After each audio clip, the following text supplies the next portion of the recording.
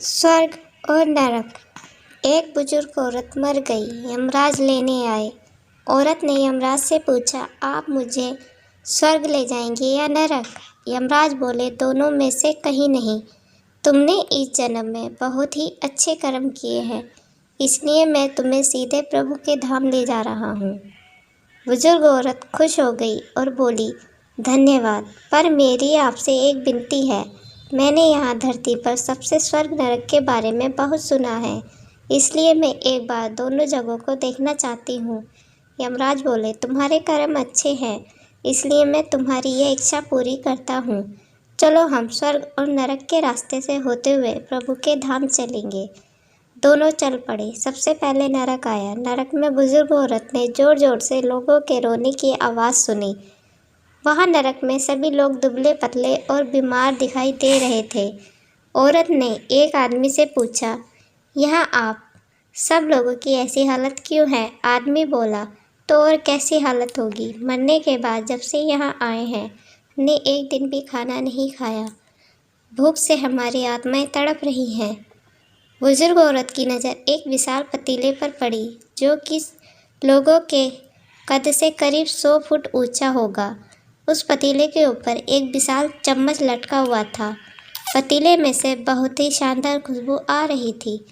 बुजुर्ग औरत ने उस आदमी से पूछा, इस पतीले में क्या है?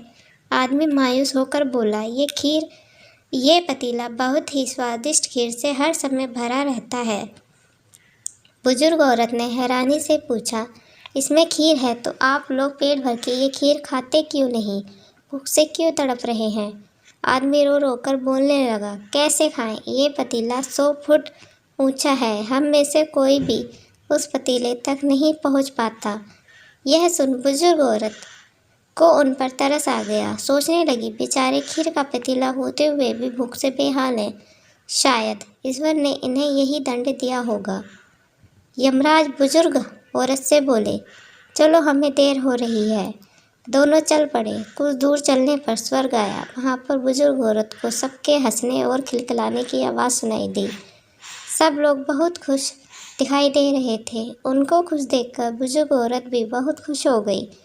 पर वहाँ स्वर्ग में भी बुजुर्ग औरत की नज़र वैसे ही 100 फुट ऊंचे पतीले पर पड़ी, जैसा नरक में था। उसके ऊपर भी वैसा ही चम्मच रखा हुआ था। बुजुर्ग औरत ने वहाँ लोगों से पूछा, इस पतीले में क्या है? स्वर्ग के लोग बोले, इसमें बहुत ही स्वादिष्ट खीर है। बुजुर्ग औरत हैरान हो गई और उनसे बोली, पर यह पतीला तो 100 फुट ऊंचा है, आप लोग इस तक पहुंच ही नहीं पाते होंगे। उस हिसाब से तो आप लोगों को खाना मिलता ही नहीं होगा। आप लोग भूख से बेहाल होंगे, पर मुझे तो आप सब बहुत खुश लग रहे हो।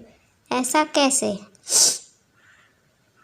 इसमें से एक व्यक्ति बोला, हम सब लोग तो इस पतीले में से पेट भरकर खीर खाते हैं। औरत बोली, पर कैसे? पतीला तो बहुत ऊंचा है। व्यक्ति बोला, तो क्या हो गया? पतीला ऊंचा है तो यहाँ पर कितने सारे पेड़ हैं। हमने इन पेड़ों की लकड़ी ली, उनको काटा और एक विशाल सीढ़ी का निर्माण किया। उस लकड़ी की सीढ़ी के सहारे हम पतीले तक पहुँचते हैं और सब मिलकर खीर का आनंद लेते हैं। बुजुर्ग औरत यमराज की तरफ देखने लगी। यमराज मुस्कुराए और बोले, ईश्वर ने स्वर्ग और नरक मनुष्य के हाथ में सौंप रखा है। चाहे तो अपने लिए नरक बना ले, चाहे तो अपने लिए स्वर्ग।